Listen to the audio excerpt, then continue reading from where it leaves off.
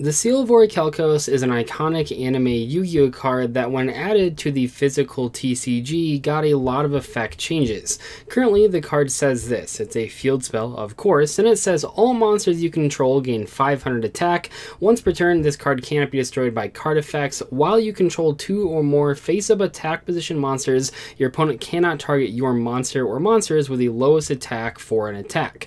When this card is activated, destroy all special summon monsters you control. Also, you cannot special summon monsters from your extra deck. You can only activate one, the Seal of Orichalcos, per duel. This is basically the new effect of Seal of Orichalcos. I know that in many ways it is different from the anime effect, and a couple weeks ago I did a video talking about just that. I went through the many Konami articles that they put out discussing the changes, and while I do feel this card is interesting because of how many changes it received and the fact that it's an iconic card, overall this card mostly failed competitively, and that's what I'm mostly talked about in that original post. And after I did that discussion video, I thought I probably wouldn't have to talk about this card again, right? I mean, this card is cool, but I don't really know a lot about it in terms of what else to talk about competitively, because while this card did see some experimentation, it wasn't very successful, so I thought I talked about most of that in that video.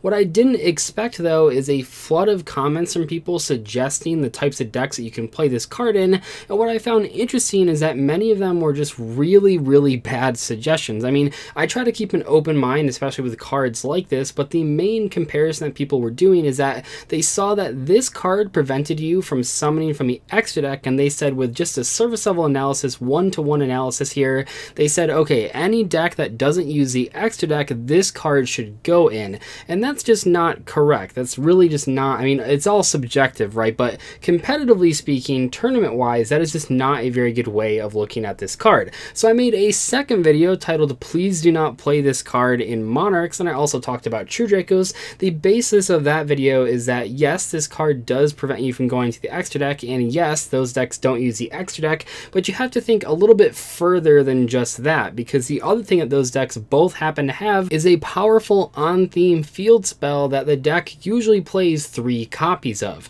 A lot of people just looked at it and said, well, Seal of Orichalcos doesn't use the extra deck, so it'll naturally go into these decks. The problem here being that just because Seal of Orichalcos shares one trait with those strategies doesn't automatically mean that it actually synergizes with them. Sure, both Seal of Orichalcos and a lot of the Monarch and True Draco cards require you to not have an extra deck, but it doesn't mean that you're supposed to play Seal of Orichalcos in those strategies just automatically, especially because they have their own field spell. And I know that was a long setup to get to the main meat and potatoes of this discussion, but I felt it was important because you guys can now see the timeline of what happened, right? I talked about Seal of Orichalcos, and then people left comments saying, why don't you play it in Monarchs? And then people left more comments. They said, okay, I get you, Dzeeff. I understand you're not supposed to play this card in Monarchs or True Dracos, but I have an even better idea. I know the secret sauce to make Seal of Orichalcos playable. Just play it with set rotation and give it to your opponent. In today's video, for the rest of the video, I want to address why that actually isn't very good.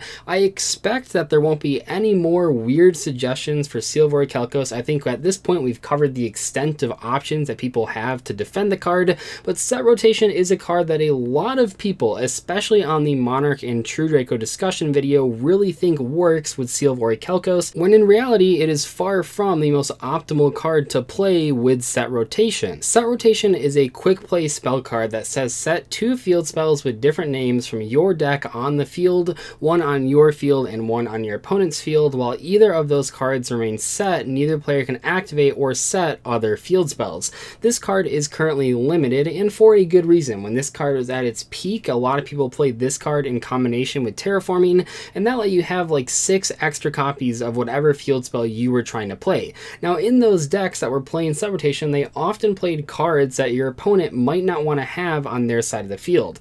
The big upside of set rotation is that if your opponent has one of their field spells face down, the card you gave them, and you activate yours, if they can't activate theirs, they can just never play a field spell.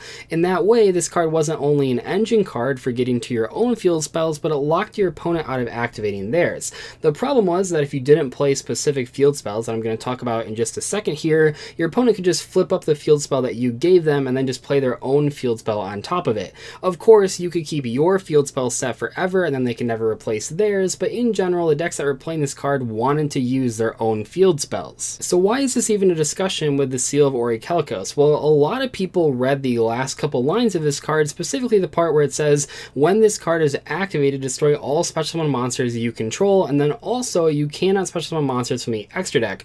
A lot of people said, well, that's amazing. I can just activate Set Rotation, give my opponent Seal, they'll flip it up, and they'll destroy all their monsters, and then it'll lock them out of the extra deck. That's insane. Why isn't everyone doing this? Well, I'll tell you why not everyone is doing that. I'll tell you why most people do not use Seal of Orichalcos with Set Rotation, and it's this crazy thing called your opponent doesn't have to activate Seal. They can just leave it set forever.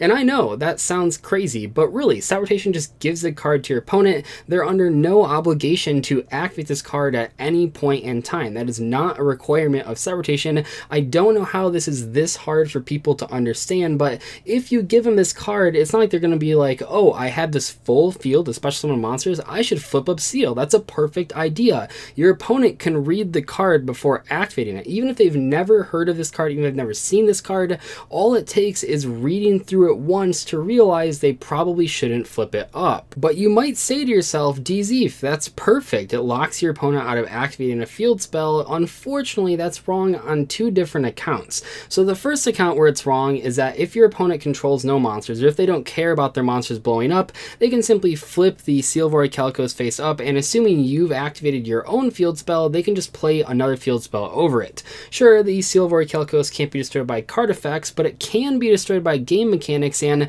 lo and behold, it is a game mechanic to place a field spell on top of another field spell. That's why no longer does Gear Town trigger when you set another copy on top of the first one. So overall, the biggest problem here with that first aspect is that you're not locking your opponent out of the field spell zone. You're not really locking them out of anything because they can simply flip it up whenever they find convenient and then play their own field spell on top of it. If you're going to say, well, I'll just keep my field spell set so they can't do that, well, you could do that with whatever field spell you gave them. It doesn't have to be Seal of Orichalcos. The second aspect where that doesn't really fall into place is that there actually are field spells that you can give to your opponent that will lock them out of the field zone forever.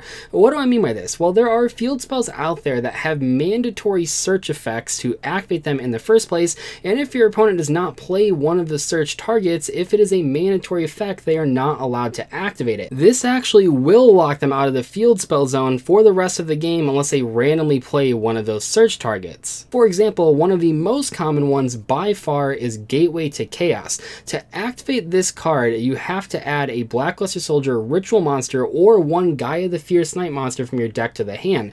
Now, I'm sure at least one person watching this video is playing a Blackluster Soldier ritual deck, but in reality, when you go to a competitive tournament, the chances of your opponent having one of those in their deck is almost zero, and if they happen to actually be playing the Blackluster Soldier ritual archetype, well, that's not really a hard matchup for most strategies anyway. In these aspects, I feel that playing Seal of Orichalcos with Set Rotation is almost indefensible because yes, you can give it to your opponent, and yes, they can blow up their entire field, but realistically, your opponent's not going to do that. It's just not going to happen. So then you're going to say, well, you can lock them out of the field spell zone, but there's actually better cards that do that and that are more likely to really lock them out of that forever. But while there really isn't a logical reason to play Seal of Orichalcos with Set Rotation or really play Seal of Orichalcos at all, that's not to say there's no reason ever, because there is one aspect, one area where you actually should play Seal of Orichalcos, and that's if you like the card and if you don't care about playing the optimal cards, yeah, go ahead and play it.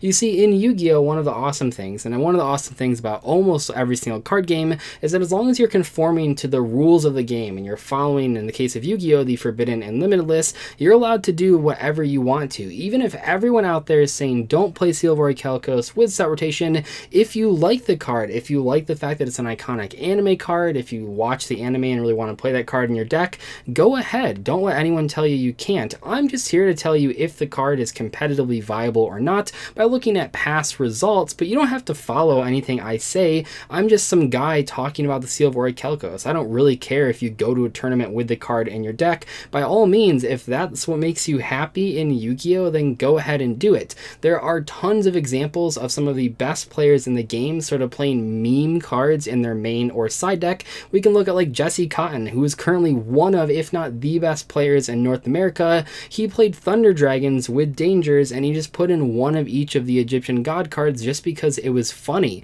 You don't have to always play the optimal cards. If you get more enjoyment about playing cards cards like Seal of Orichalcos, just play them, have fun. There's nothing wrong with that at all. But for those of you that are trying to analyze how to make your deck choices better and get better at this game, maybe get that first invite, definitely look at videos like this one and say, okay, if I thought the Seal of Orichalcos was good with set rotation, what did I learn in this video and how can I apply these lessons to other choices I'm trying to make for my decks? Anyway though, that's probably enough discussion for one video. I still can't believe how well the Monarch discussion about this card actually went, because it actually surpassed the original video in views. It's pretty crazy because when I first uploaded that, I really didn't think anyone would care about it. I thought people would look at the title and be like, what is he even talking about? Who's trying to play that card in Monarchs? Maybe that's where some of the views came from, but I think at the very least, it's important to have an open discussion with your audience, and that's what that video was, and that kind of spawned this video, which is the same thing too. Anyway, I'll see you guys later. Thank you so much for watching today's video. I'll see you in the next one. Goodbye.